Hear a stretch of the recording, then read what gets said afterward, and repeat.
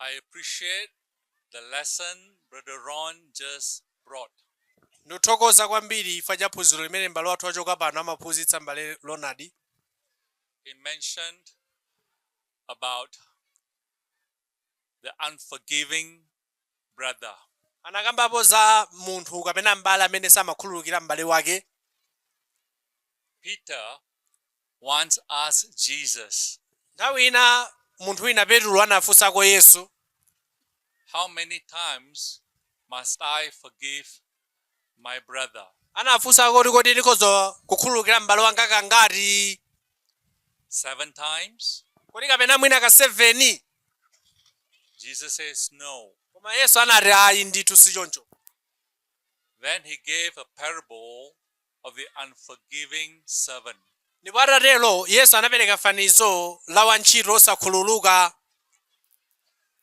There was this one master who has a servant who owed him 10,000 talents. Panali munthu wina kapena bwana wina amene anali ndi wantchito amene anali ngongole zake za ndalama fupifupi 10,000.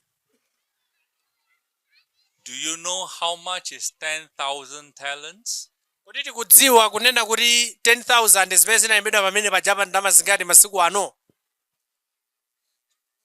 I believe when we understand how much is 10,000 talents, then we can appreciate how much God has forgiven us. Tinati tione kuchuluka kwa ndalama zimenezo nkuona mphamvu zake. Nafenso zikothandiza kuti timvetsetse kuti Mulungudi amatikonda nchifukwa amatikhululukira.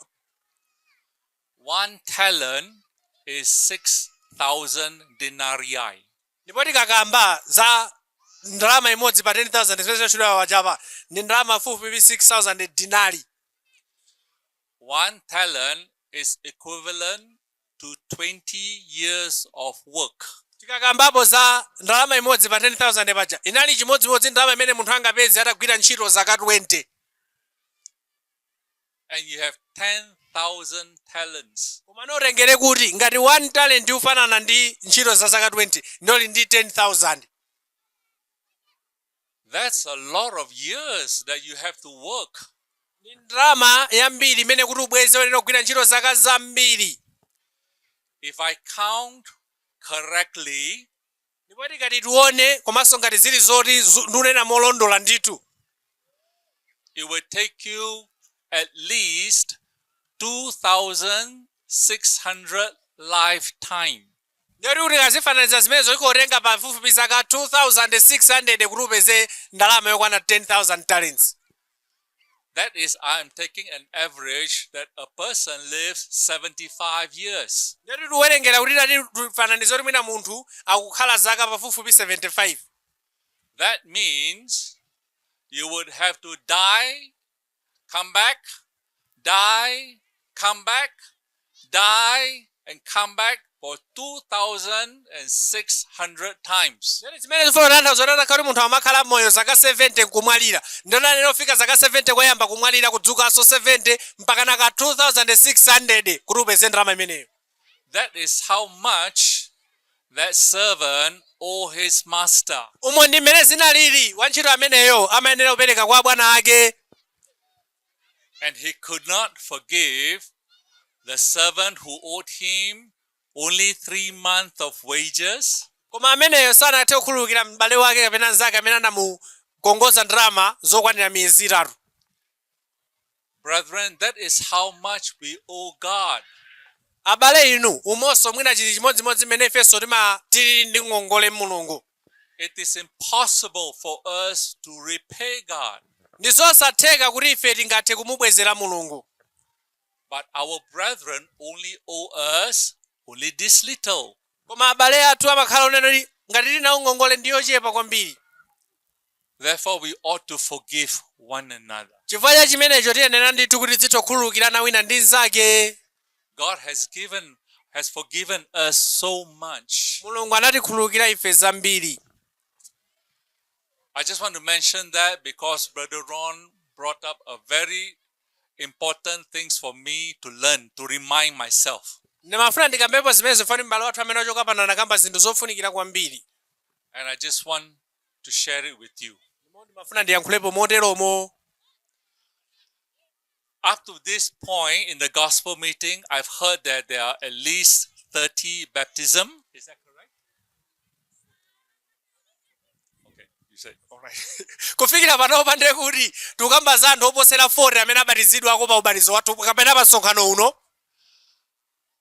I am happy that you have made that decisions. Ndinosangalala kuti mwapanga chiganizo chimenecho.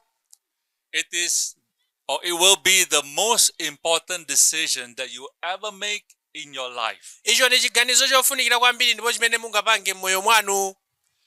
And I will remember you and Brother Ron and Sister Caroline and some of us will remember and continue to pray for your development. Ndipo ife tizakhala tikukumbukirabe komanso kupemphererani kwa nthawi yayitali. Now that you have answered the call to become a Christian, popeza panopa tsopano mwapanga chiganizo chokhala mkhristu ndiye zitani. now that you have been baptized and been raised from the water and to become a Christian, mwabatizidwa mwayamba moyo watsopano ndinu akhristu ndiye zitani. what is next? Titani tsopano tikafika pamenepo. I said in the morning that you will have to be faithful unto death, Revelation 2:10. Tinakambapo mawu muchamwenera kukhala okhulupirira mpaka na kufika imfa. What does that mean? Kodi amafuna kutanthauza chiyani pa buku la Chivumbulutso chapter 2 verse 10 ija? Before, our questions was, what must I do to be saved? Funso lathu linali loti kodi ndichite chani kuti ndipulumuke? Now my question is, what must I do to remain saved? Koma na funso langa lakuti kodi ndichite chani kuti likhalebe okhazikika mukuti likhale opulumuka ndithu?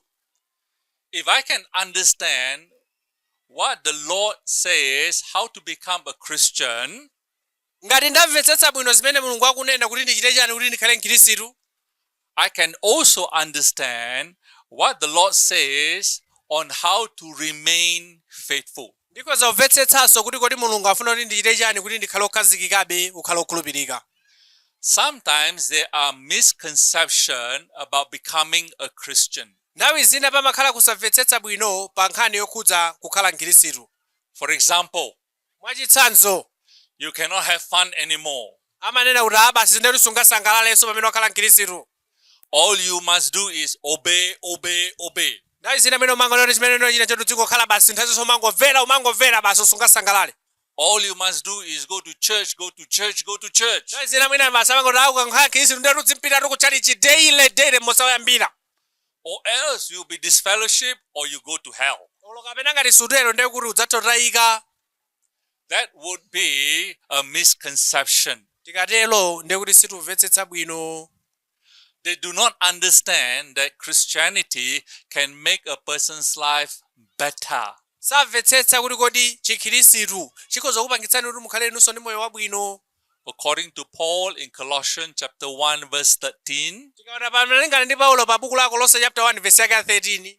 Jesus has conveyed us, has transported us from darkness into light. Yesu anatitembenuza ife kutichotsa mu mdima kutibweretsa mu kuwala. We are no longer thinking about here and now. Sikuti ifenso ongoganiza zapano ndi za masiku ano ayi. We will be thinking about there and then. Tiyenera kumaganiza za uko zakutsogolo.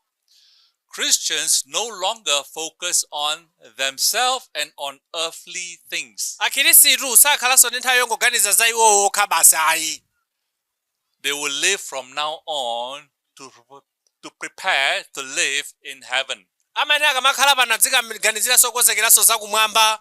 And that is why our food, our clothing, our shelter will no longer be the most important things in life. Chifukwa chakenso ifeyo zovala zathu kapena chakudya chathu inde zofunika koma sikuti zofunikitsitsa kuposa china chonse pa moyo wathu wapansi pano.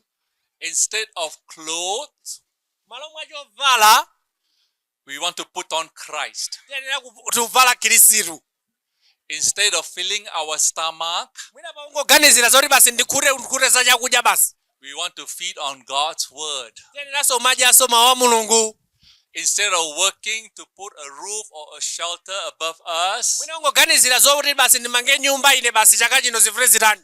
Our focus now is to stay in the shadow of the cross. Koma maganizo athu sakhale onena kuti tupanga ndi chifuniro cha Yesu Khristu chimene anatifera pa mtanda. So what are the things that we must do or we can do to remain faithful? Kodi zinthu zina ziti zimene tingapange kuti tikhale okhulupirikabe? I have a few here, Ndi ndizochepa zimene ndinganene. and I believe that there will be more. Komanso ndikhulupirira pali zambiri ndithu zimene tinene odziwa. But I hope that these few can help you to get a head start or to begin. Koma zochepa zimene ndinene pano ndi chiyambi chabe chimene chingakuthandize kuti poyambira ndi apa ndithu. Now that you have become a Christian, Pano popeza takhala Khristu, work for the Lord. tiyenera kugwira ntchito ya Mulungu. In James chapter 2 verse 26, Tikaona pa buku la Yakobo chapter 2 verse 26, will there be someone to read that? owerenga alipo apo? Yes. Please read. Werengani Yakobo chapter 2 verse 26. Yakobo 2 verse 26. In English, it's for as the body without the spirit is dead, so faith apart from work is dead. Monganso tikaona mu Baibulo lathu amafotokoza kunena kuti thupi lopanda mzimu lakufa, chimodzimodzinso chikhulupiriro chopanda mzimu ndi chakufa. Work will help our faith to stay strong. Ntchito zathu zimathandiza chikhulupiriro chathu chikhale Yakobo cholimba. chapter 2 Okay. Yes. verse 8 Yakobo chapter 2 verse 26. verse 26. Pakuti monga thupi lopanda mzimu lili lakufa, koteronso chikhulupiriro chopanda ntchito chili chakufa. Oftentimes, we work because we want to receive wages. Nthawi zambiri anthu timagwira ntchito kuti tilandire malipiro ere. We work for the Lord. Oftentimes, we hope to receive something. Ifenso tikamagwiranso ntchito ya Ambuye tiziyembekezera kuti tidzalandira china chake. Our reward is not here on earth. Malipiro ake koma suli ndi pano ayi. Your work for the church will not be in vain. Ntchito yanu mwa Ambuye sidzakhala yachabe ayi. It will not be forgotten by our wonderful God. Sikutinso Mulungu adzazitaya ntchito yanuyo ayi. He will remember every single word that you do for the church. Mulungu adzakumbukira ntchito ina iliyonse imene mudzachite kuchitira mpingo. You will be rewarded. Ndipo Mulungu adzakupatsani mphoto pa ntchito imene mugwira ndithu. Work for the church. Tiye ndigwireni ntchito kuthandiza mpingo. Next, perhaps you want to put the Lord first. Chachiwiri muyenera kusunga lamulo la Mulungu. Can you read Matthew chapter 6:33? Tawerengani pa buku la Mateyu chapter 6 verse yake 33. Mateyu chapter 6 verse 33. Seek first the kingdom of God, and all these things shall be added unto you. Mateyu 6 verse 33. Verse yake ya 33. Koma muthange ufumu wa Mulungu. Verse 33. Koma muthange mwafuna ufumu wache ndi chilungamo chache, ndipo zonse zimene zidzawonjezedwa kwa inu. Verse 34. Chifukwa chache musadere nkhawa. 33. Koma muthange mwafuna ufumu wache ndi chilungamo chache, ndipo zonse zimenezo zidzawonjezedwa kwa inu. Jesus said, all these things will be added unto you. Yesu akunena kuti zonsezi mudzawonjezeredwa kapena mudzapatsidwa kwa inu. Not some of it, Osati zina ayi, not most of it, osati mwina zambiri chabe ayi, but all of it. koma akunena kuti china chilichonse. David once wrote in the book of Psalm chapter 37 verse 25. Timaonapo nthawi ina David analemba buku la Masalimo 137 verse yake 35. Can you read? Masalimo 37 verse 25. Tawerengani Masalimo 37 verse 25. David said he had been young. Masalimo 37 Verse 35. verse yake ya 35. Ndapenya woipa ali woopsa, natasa monga mtengo wa uwisi wanzika. Is that all? Okay. What David says that he had been young. King David had been young, and now he is old. Pa buku la Masalimo 37 verse yake 25 sindidziwa ngati munawerenga ngati pamenepo, koma akunena kuti David ali wang'ono, Yet he had not seen the righteous forsaken by God, analonena kuti sanaonepo munthu wopanga chifuniro cha Mulungu akutayidwa ndi Mulungu ayi, nor his children or children begging for food. kapena kuti mwina anthu ana ake kapena zidzukulu zake kupempha chakudya chifukwa amapanga chifuniro cha Mulungu ayi. God would take care of our basic needs. Mulungu adzatipatsa ife zofunika pa moyo wathu ngati tili mwa Iye. The next one is, perhaps, now that you become a Christian, you must study the scripture. Chinanso pamene popeza mwakhala mkhristu chofunika ndi chani? Werengani mawu a Mulungu. In 2 Timothy chapter 3, 16 and 17, can you read that also? Pa buku la 2 Timoteyo chapter chake cha 3 verse yake 16 ndi 17. 2 Timoteyo chapter 3 verse 16 ndi 17.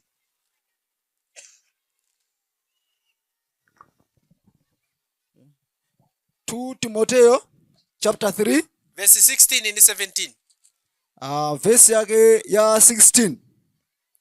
Lemba lililonse adaliwuzira Mulungu, ndipo lipindulitsa pa chiphunzitso, chitsutsano, chikonzero, chilangizo, mchilungamo. 17. Kuti munthu wa Mulungu akhale woyenera, wokonzeka kuchitira ntchito iliyonse yabwino. All right. Yeah. The scripture, the Bible, is able to help you and I to be equipped, to be a man thoroughly equipped for the work of God. Mawu a Mulungu adzathandiza inu ndi ine kuti tidzakhala anthu oyenera kugwira ntchito yabwino ya Mulungu. Jesus in his days asked the people, have you not read? Yesu nthawi ina yake amafunsa anthu ali pa dziko lapansi pano kuti kodi simunawerengeko inu? He also often asked, what is your reading of the scripture? Komanso nthawi zina amaonda kufunsa kuti kodi mmawerenga bwanji inu mawuwa? If they have not read the scripture, they would not be able to answer Jesus. Popeza anali anthu oti nthawi zina amakhala kuti sanawerengeko mawu, akafunsa Yesu samatodziwa chomuyankha. So it is important for us to spend time reading the scripture. Ndi chinthu chofunikira kuti ife tizikhala ndi nthawi kuwerenga Mulungu. It will help us to grow in the grace, as Peter said in 2 Peter chapter 3, verse 18. Ndipo timaona apo pamenepo kunena kuti tidzatithandiza ife kuti tikule moyo wathu wauzimu monga pamene anakambapo m'buku lachiwiri la Petro. I've seen that some of you have got babies. Taonapo kuti enanu muli ndi makanda. When they are hungry, what do? Kodi ana athu akakhala ndi njala amatani? Ana athu akakhala ndi njala amatani? They cry. They cry loudly, right? Timadziwa ndithu amalira kwambiri. If in the middle of the night they are hungry, do they cry also? Kodi ukakhala kuti ndi usiku ali ndi njala amaliranso ana athu? Yes. They don't mind crying in the middle of the night, waking everybody up because they are hungry. Alibe nazo ntchito kuti ndi pakati pa usiku koma ngati ali njala amalira ndithu basi. They just want to fill their tummy. They are hungry. Amangokhala ndi chidwi ife bwani tidye pano basi. Do you have the same hunger for God's word? Kodi muliso ndi njala chimodzimodzi wa Mulungu? We must have that hunger, like the child had a hunger for milk. Nafenso tiyenera kukhala ndi njala ngati imene monganso mwana imene amakhala nayo pa mkaka ife koma ikhale ya mawu a Mulungu. The next one is, Chinanso chimene tiyenera kuchidziwa ndi chipopeza lakhala Khristu. we must pray often. Tiyenera kukhala anthu opemphera kwambiri. In 1 Thessalonians chapter 5, 17 and 18. Timaona apa pa buku la 1 Thessalonica chapter 5 verse yake ya 17 ndi verse yake ya 18. And the brother read. Tiwerengereni pamenepo 1 Thessalonica chapter 5 verse ya 17 ndi 18. 1 Thessalonica chapter 5. 1 Thessalonica chapter 5 verse yake ya 17. 17 ndi 18. Pemphera osaza nzonse yamikani, pakuti ichi ndi chifuniro cha Mulungu chakwa inu mwa Khristu Yesu. Jesus, our Lord, prayed often. Timaonaponso Yesu amapemphera pafupi. If Jesus prayed often, shouldn't we as well? kodi ngati Yesu amapemphera pafupipafupi nanga inu ndine bwanji? Oftentimes he goes up to the mountain and pray. Nthawi zambiri amatha kukhala kupita pa phiri kukapemphera. He prayed till late at night. Amatha kupemphera nthawi zina mpaka na usiku. Paul asks us to pray without ceasing. Paulo pamene amalembera Akhristu amene akuwauza kuti tipemphere kosalekeza. Jesus prayed without sleeping. Yesu amapemphera osagona. Can we do that? Kodi ife tikhoza kupemphera usiku wonse? Can we pray without sleeping? Tikhoza kupemphera osagona ndithu usiku wonse? Well, at least you should go to your room and quietly pray to the Father. Koma chofunika ndi ichi, munthu ina aliyense amene ayesetse kuti azitokhala ndi nthawi yopemphera kwa Mulungu. We can thank him for all the things he has done for us. Tiyenera muthokoza pa zonse zimene Mulungu anatichitira. When we pray, we go to God's throne. Tikamapemphera timakhala tafika pamaso pa Mulungu. We are not going through any agency or intermediary like those Catholics. They can go through Mary. Sikuti ife tikamapemphera tiyenera kupempheranso dzera kwa munthu nake monga azathu mwina Akatolika amadzera mwa Mariya. We go straight to the Father. Tiyenera kupita kwa Atate wathu.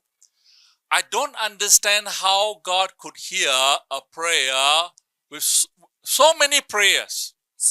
Mwina munthu ukozomata Mulungu angamve bwanji anthu opemphera osewa mapemphero osewa. I've got 3 children. Koma ineyo ndili ndi ana anga atatu. I can only hear one at a time. Nthawi ina yake ndimatha kumva uyu aliyense payekha. But God could hear prayers of everyone at the same time. Koma Mulungu ndosiyana ndi munthu, fa Mulungu amatha kumva pemphero la wina aliyense pa nthawi imodzi. And he hears a prayer. Ndipo amamva ndithu. We must pray to God. Tiyenera kupemphera kwa Mulungu. Pray that relationship with God. Tipempherere kuti tikhale ndi ubale wabwino ndi Mulungu wathu. Next, China tsopano. attend church services regularly. Tikhale anthu oyesetsa kupita ku chalichi kukapemphera. Attend fellowship regularly. Khalani anthu onena kuti mupange ubale wabwino ndi akhristu azanu. I would like the brother to read Hebrew chapter 10, 22 to 26. Tipempha m'bale kuti atiwerengere pa buku la Hebrew chapter 10 pa verse yake 22 mpaka na verse yake 26. Verse yake ya 22. Tiyandikire ndi mtima woona mchikhulupiriro chokwanira ndi mitima yathu yowazidwa kuyichotsera chikumbumtima choyipa ndi matupi athu osambitsidwa ndi madzi oyera. Verse 23. Tigwiritse chivomerezo chosagwedera. Mungolekeza pa verse 25 also 26. Chiyembekezo chosagwedera pa chiyembekezo chathu, pakuti olonjezayo ali wokhulupirika. Ndipo tiganizirane wina ndi nzache kuti tifulumizirane ku chikondano ndi ntchito zabwino. Verse 25.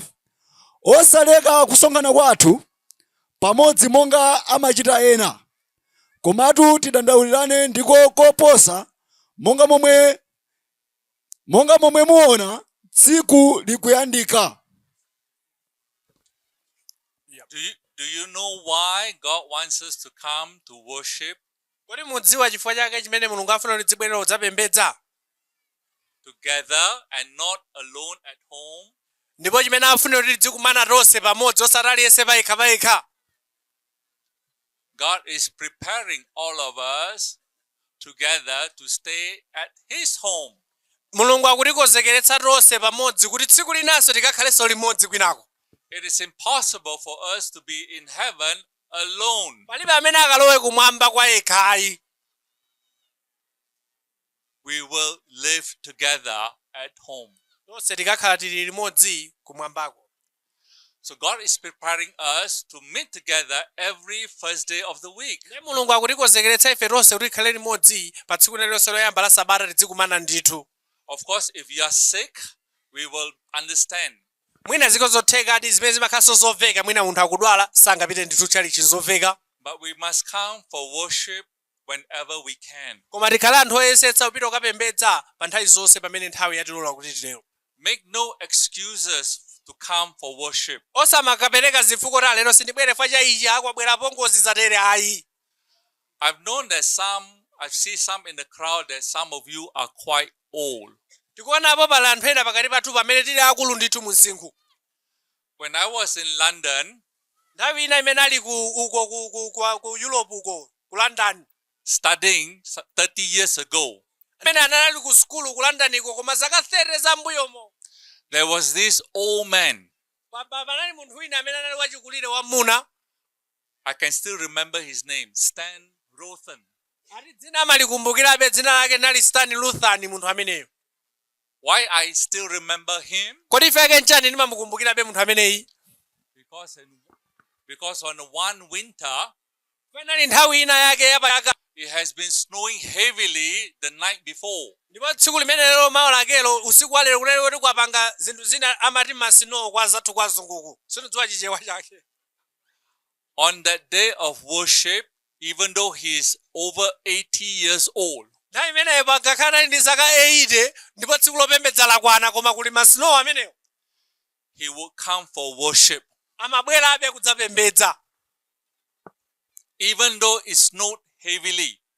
Ndipo tsiku linali wanena kuti nthawi imeneyo mwina matokhala tsiku lonena kuti mwina kaya kulisovula kaya kuli nyengo yovuta. Even though it was very cold. Mwina sonkutheka kuti amakhala oti azizidwa. Why would he go to church? Koma mafunso kuti ife ake nchani amapitabe kutchalichi munthu ameneyi? Because he was seeking to have fellowship with his brethren. Chifukwa amafuna ndithu kuti asalephere kukhala pamodzi ndi abale ake. Many people think that old people are useless, no longer useful at church. Nthawi zina anthu ena amanoti apo peza munthu wakula uyu pampingo pana angataniso. But that old brethren has encouraged me so much. Koma mbale ameneyo anawalimbikitsa kwambiri.